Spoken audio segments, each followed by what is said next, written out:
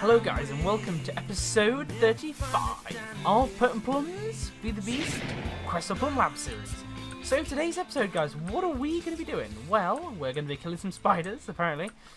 But what I want to do is, I want to do a couple of things. Immersive engineering room, definitely something I want to fix. So the problem with the immersive engineering room is we have a bit of a problem with the coke oven stuff. I think we noticed last episode I managed to get the whole graphite thing fixed, but it was a little bit of a problem.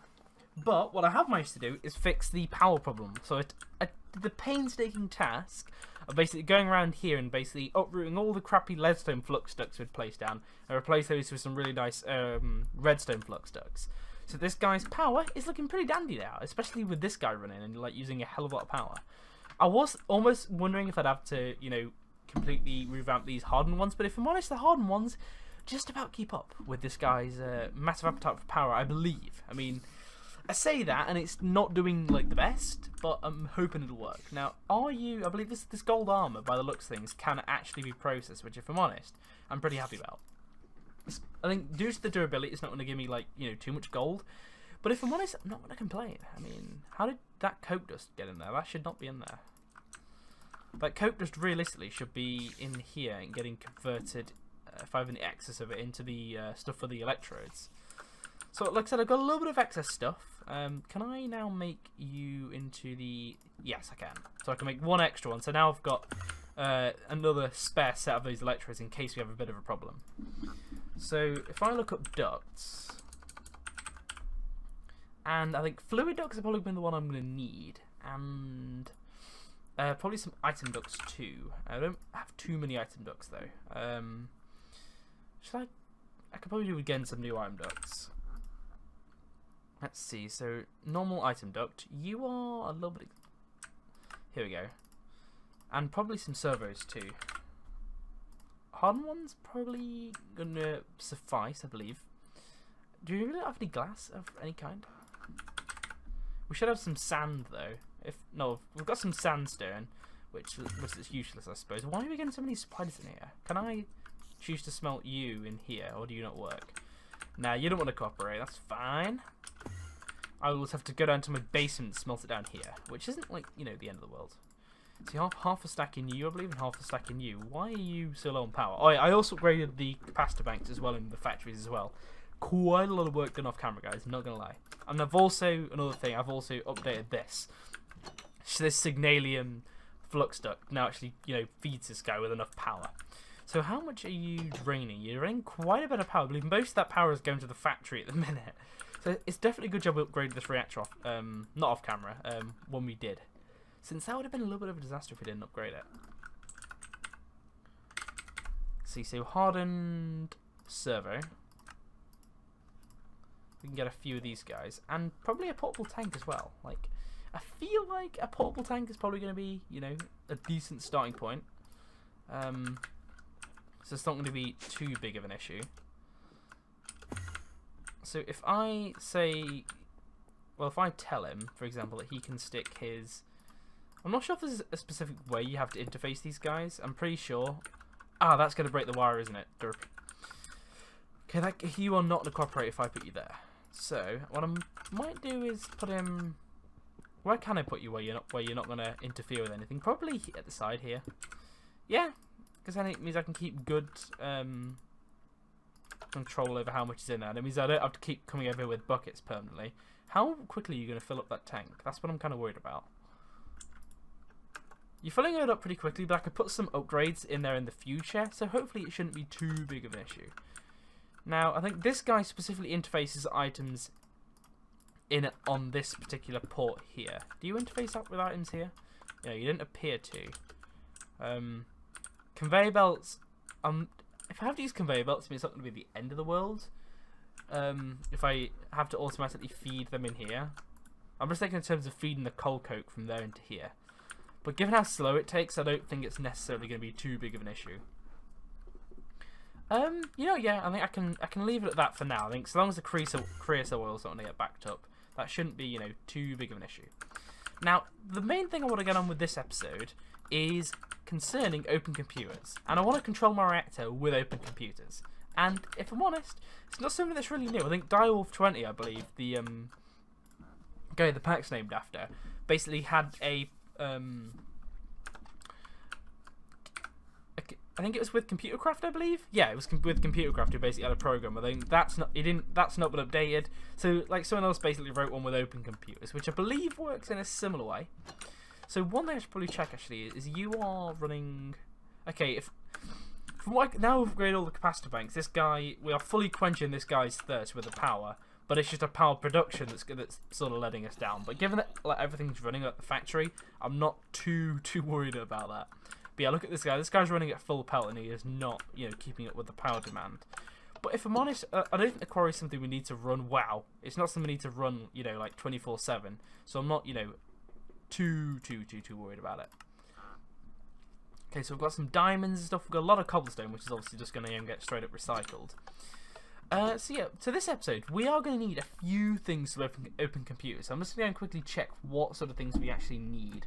So we're going to need a power converter, a keyboard, and a computer. So let's go get the basic sort of stuff done first. So let's go get a keyboard. So a keyboard from Open Computers, pretty cheap, I believe. It just needs some stuff. Wow, it needs buttons. I did not realise this guy would be needing a lot of buttons. So let's see if we can make you. So we can make the guy in the middle. We can make that guy. We can make this guy. And we can make this guy. I feel like this is just going to be a hell of a lot of stuff. So I believe the top three are just the same three anyway. So I can just make a couple of you. Is that a keyboard we can now make? Yes. So we have a keyboard. Can't really do much with it, but we've got a keyboard. So we are also going to need something called a power converter. Power converter from Open Computers. We're going to need a microchip, some cable. A chip for collecting blocks. Going to need a printed circuit board, a PCB. And how is this going to get made? So it's made with raw circuit board, which is that's a bit of a bizarre recipe. Not gonna lie. And it requires what? Clay blocks. Okay, clay is something we do not really have too much of. We could probably make it in our little with a sludge refiner. But if my sludge refiner, who really wants to? Dealing with sludge, am I right? I think you get a bunch of junk blocks as well, which I'm not too worried about. Now, where's a decent source of clay? We've got some gravel. I feel like I've probably just gone buy some clay and I just haven't noticed it because I'm completely oblivious. It's probably going to be easier searching for this stuff on land, maybe? And then looking down. Is that some clay there? I believe that's some clay. Yeah, this is some clay here. So, I don't know how much we're going to need of it. If we need a few more PCBs, we may need quite a bit of clay. So I feel like getting a bit of an excess of it isn't going to be too bad of an idea. I feel like a full stack should go pretty far. I said this flight ring, definitely pretty cool. Just been able to have like unlimited creative mode flight for as long as we have grid power going. So if I now craft this guy into some clay blocks.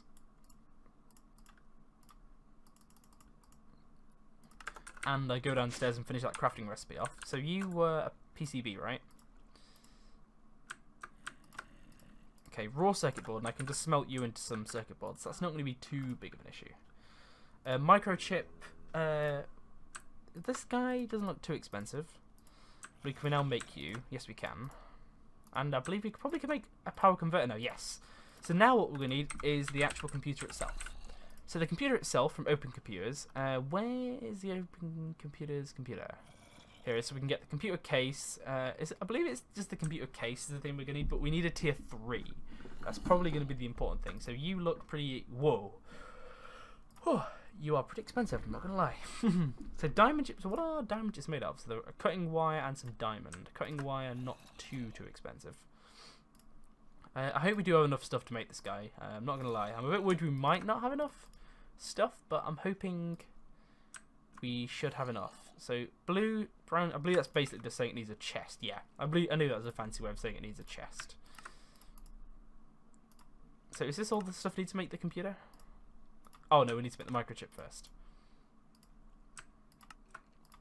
Okay, there we go. We now have a tier 3 computer. So we need a few other things before we can make this guy going. We need a CPU. And it has to be the tier 3 CPU. Which also, damn, requires diamond shards and microchips again? What is it with this stuff and requiring microchips? I really don't get it.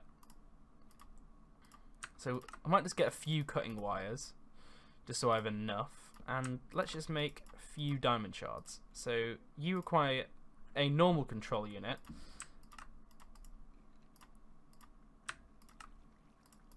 So there you go, that's the normal control unit. Now, do we have everything to make this guy? If I do that, this probably should be enough. Except for this guy. I believe we're probably going to need some more transistors as well. I'm almost tempted to say I might end up cutting the video at some point, since this... I'm just worried this might get a little bit too boring.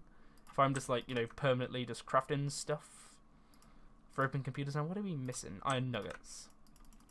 They seem to be quite a common thing, so like I said, I'm going to make quite a few of these. See, I think what I'm going to do, guys, I'm probably just going to, you know, finish crafting this stuff off camera. Now, how many diamonds do we have? We've got 4 diamonds left and a few shards. Do we have any diamonds left in here? Yeah, we have some diamonds left over in here, which is good news. So I think what I'm going to do, guys, is I'm going to quickly, you know, make the rest of this stuff up, and I'll be right back.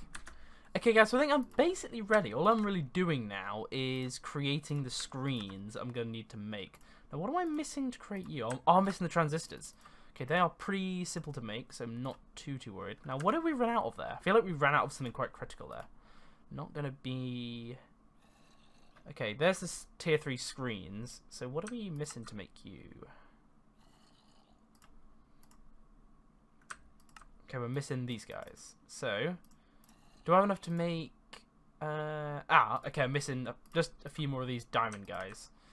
Okay, I'm missing... Oh, damn, I'm 1 cutting wire shot. It's annoying how it uses the cutting wire every time you want to make one of those guys. Not fun. Okay, well, we've used the last of our diamonds too. Probably not the best, like, the wisest thing to do in the world. But hey, it'll work. So, oh, there we go. So if I stick that guy in there we go, we've got 12 screens. So that should be enough to make a 4x thingamajiggy screen. A 4x thingamajiggy. What I mean by that is a 4x3. So cable, I feel like we're going to need some cabling. I feel like this stuff is going to be pretty important.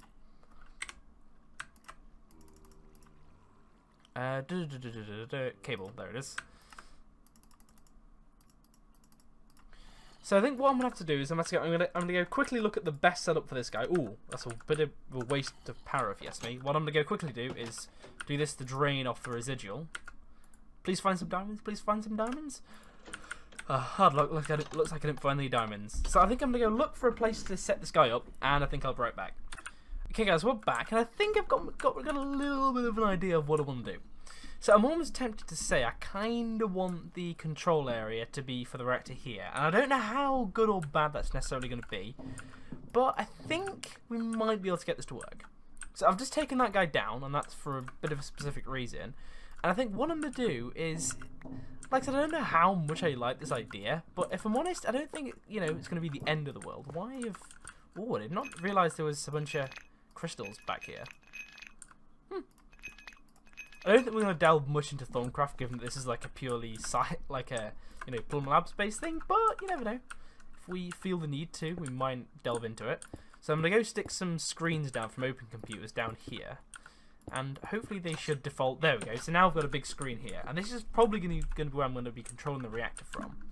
Now, one thing we are going to need is something called the reactor control port. That's one of the things we are going to need. Probably the legacy version of it. So it's not a reactor control, but it's reactor. Sorry, it's the computer port. That's it. So reactor computer port. So we need a redstone repeater, which is pretty cheap. And is that everything we have to make this guy? Oh, we appear to be missing a little bit of these guys. So now, if I look at you, we should have everything to make you. Yes, there we do. There we go. Even can't quite get my words out today for some reason. Not gonna lie. So, oh, are we actually low on gold? I believe one thing we might have some. Do we have any? Oh, I don't think we have any nuggets either. Okay, what I might actually have to do is go and do what we did in the last episode and go and see if we can scrounge a little bit of gold up from around here somewhere. I don't know if we're gonna necessarily find any. Whoa! I think we've definitely ended up in a mob spawner here. This is. I'm not gonna lie. That's I don't want to say a problem because we're not really gonna have to worry about it too much. Now, is there any gold in any of these walls? I believe there's iron there. Iron. See, I think what I'm going to do, guys, I'm going to go look for a little bit of gold off camera, since I'm probably not going to be able to find anything, in the next 30 seconds. I don't want to bore you guys with me just looking through caves and stuff. Actually, a little bit of gold there. Should not have spoke too soon on that. And hopefully, once I've set this guy up, we should be on our way to having full control of our reactor through an open computer. How cool is that, guys? I mean, if you guys haven't seen this before, you guys are in for a big treat. So let's go set this guy to pulverize. And hopefully you should automatically smelt. Yep, there we go. So if I look up gold, I don't know why gold's been like a bit of it. Seems to have been a bit of a recurring problem that we've had like this entire series. I'm not gonna lie. I'm not quite sure why either. So I feel like the computer port can probably go here. Ooh, no, we almost had some problems there. I think what I'm going to do quickly is I'm going to stick the computer down here, actually. This is probably where he's going to go, and I'll just go and stick all of his internal parts in him. So I believe this is basically everything we need for him to work, and what I'm going to go and do is use some cabling. I could probably route this underground, actually, and I think that's what I'm going to go and do. So I'm going to quickly go into Ender mode here, and use just a little bit of cabling. I'm going to go under the floor here. And hopefully I'm going to appear inside of... Oh, we're one block off. How much of a pain in the arse is that, guys? Being one block off. So I can stick that guy in. Now we are going to have a little bit of water influx again for the time being. Can I try and fight against this water current? Yes, here we go. So if I stick you there we go. That should stop the water right in its tracks. Now I've got some cable put down.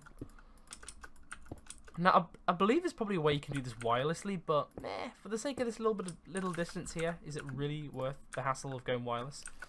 And one other thing I'm probably going to do is get this keyboard. I figured I might as well put this in now and stick this guy on the back of the monitor. Seems kind of counterintuitive to put him there, but you will see why I've stuck him there in due time. Now, why are you... Did I place this guy the wrong way around? I believe. Yeah, there we go. So one thing I'm going to go and quickly do is boot this guy up. So if I... boot this guy up. Ah, there we go. That's probably going to be a reason why he's going to play. He's not got any power. So the way you give him power is basically from a power converter. So if I stick a power converter down here, this may look a little bit messy, but he's not going to require an awful lot of power. I could probably do it with the leadstone ones, but this'll do as well. So there you go. So that's that guy all plugged in, and hopefully he should no longer complain at me. So he's getting power, and if I turn this guy on... why are you saying not enough energy? Oh, that's why. I've used the flux ducts rather than the actual cables themselves. Can I turn this guy on now? Yes, there we go. So this guy's now turned on. And, you can hear, a bit of old-fashioned floppy disk action going on. And as you can see here, so there you go. So he's now booted on. And what I'm going to do is I'm going to type the command install. And what this is going to do is it's basically going to install... So if I now click Y even... Oh, that's not what I wanted. Wrong key. So what this is basically doing is it's installing the OS from the floppy drive and onto the hard drive. And this is basically just going to make the guy run a hell of a lot quicker than what he was. As you can see down there, guys, you can actually see the actual fan of the computer going. I mean, technically this guy'd probably overheat, although saying that he's got a fan access next to the water, so it'd probably be fine. So all we need to basically do is just wait for this guy to finish installing, and we should be good. We should hopefully be able to ditch the OpenOS hard drive as well, actually. So now this guy's done, we're going to click yes for the reboot. And we can now take the hard drive out there, actually. Well, not the hard drive, the OS with the operating system on, given that the operating system is now actually installed directly on the hard drive. So it's maybe going to be a little bit of a pain, given that we've got the computer in there and this here. But if I'm honest, I don't think it's going to cause us too much of an issue. Like, I'm not going to lie. Now we need to input a quick paste bin command. So it's going to be paste bin get, and then it's going to be the actual string of numbers and stuff. So actually the actual bit of the URL, which I'll just go and get up here. Okay, so that's the little string you'll need, and then I'll just call it start.lua, and that should now download from paste bin. And there we go. Now, why have we got some errors? That's a little bit confusing. Why have you decided to not work? Okay, guys, so I think now I've realised I was making a little bit of an error, and I hadn't quite put in the paste bin URL. So it is just lowercase sj, capital J, then back to lowercase I0BUN, and that's basically the pastebin code that you guys can use. So I think next thing what we're going to need to do is a couple of dots, and we're just going to basically have a look at what directories we've got. So I think what I'm going to do is create a program called autorun. And autorun is basically the program that every time the computer loads, it's basically what it actually loads up. Okay, so this is basically providing you call to your file start.lower. This is basically what you're going to want to type in to the actual autorun thing. So you want to hold Control S and then Control W to basically close out of that. And then I believe you can basically just do a straight up reboot. And hopefully when this guy reboots, he should have our Reactor program in. That is the hope anyways. Yep, there we go, guys. So now Reactor program is all up and running. So we can either interface with this guy by right clicking on the thing, and it basically gives us this nice GUI. Or we can basically shift right click on the buttons, for example. So now if I click on this on button, as you can see the reactor's now come on, and it's showing us how much energy we have stored in the reactor and also the control rod level. Now the energy stored, I'm not quite sure. I believe that's the actual energy we have stored inside the reactor. That's probably just something to bear in mind. So I can see I'm just going to go and turn this guy off a second. And yeah, if I'm honest, guys, I'm pretty happy with that. I think we now actually have a functioning way to control our reactor with a computer, so I don't actually have to go and interface with this guy turning him on and off, for example. So now if I do that, he turns on. If we do that, he turns off. And yeah, if I'm honest, guys, I'm pretty happy with that. Like, so long as his computer has power, which I think so long as this guy's power, we should be, working pretty well. I believe for as long as we have this guy, he's going to have power, so, I'm not too overly worried about that. So yeah, if I'm honest, guys, pretty happy with that. I think energy last tick, I believe that's just basically showing us how much energy he's actually producing. Because he's, not on anymore, he's actually going to be, whatchamacallit? He's going to be, not producing any power. But if I turn this guy on, I believe there's probably a way to control how much power this guy is producing. So I believe the reactor's probably going to start doing that itself. So, for example, if I quickly go and use the auto control. So what I might do is, I'm tempted to say, I'm probably going to increase the control rod level just a little bit. So I can use the actual controls, like I said, fundamentally with Extreme Reactor to control how much power this guy's on. So I think what I'm going to do, guys, is I'm going to go and probably leave the episode here for a second, and I'll be right back. Okay, so I've just done a little bit of reading about this program, and I believe basically the auto control essentially means that the reactor will look at, so the computer program knows how much power is actually stored inside this energy buffer, and essentially I believe what it tries to do is obviously not make the reactor obviously keep working while it has a full power buffer basically. So what I've done is I've basically tweaked it. So if I put, there you go, let's stick the yellorium in there. So when the reactor stored power gets lower than 20, in fact what I might do is bump this guy up to 30% actually. So when it gets lower than 30%, the reactor will then spring into action and start dumping some power out. But once it gets over 80% of his internal buffer full, the control rods are then going to kick in. So if I, for example, if I bump this guy up, this guy's going to lower the control rods, raise the control rods a bit so we can actually fill up his buffer to 100%. But I feel that's probably going to be a little bit wasteful. So what I'm going to do is I'm going to leave it on 80. And I just want to quickly test this guy and see how well he works while the quarry's on. So the quarry, like I said, he's on, completely. He's using all the power he can get to also do his mining and get us plenty of resources. But let's just see how well our power system actually copes.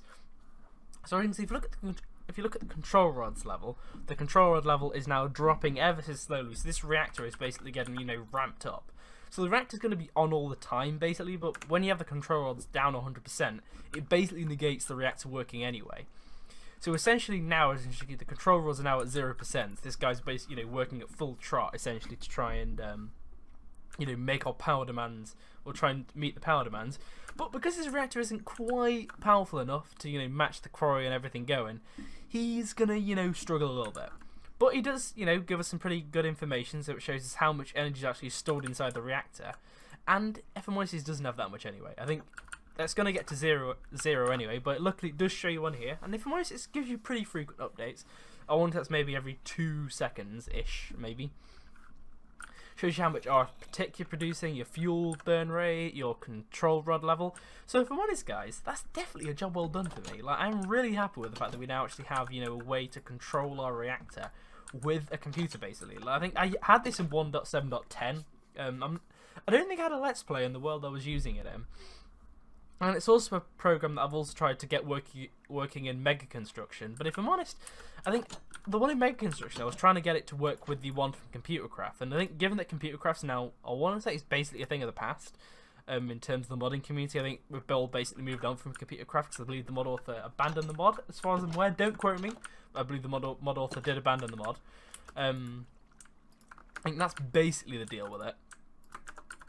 So yeah, I think ever since anything Open Computer sort of took off, and if I'm honest, pretty happy with that. The fact that we can sort of shift right click to interface with it, we also can right click on it, we get this really nice GUI. So yeah, I think I'm pretty happy with that, and if I'm honest, I'm pretty happy that's a good place to wrap the episode actually, as that is a pretty, you know, neat way of managing our power, and I'm pretty happy with it. So thank you for watching, guys. Hope you've enjoyed this video. Goodbye from Plum.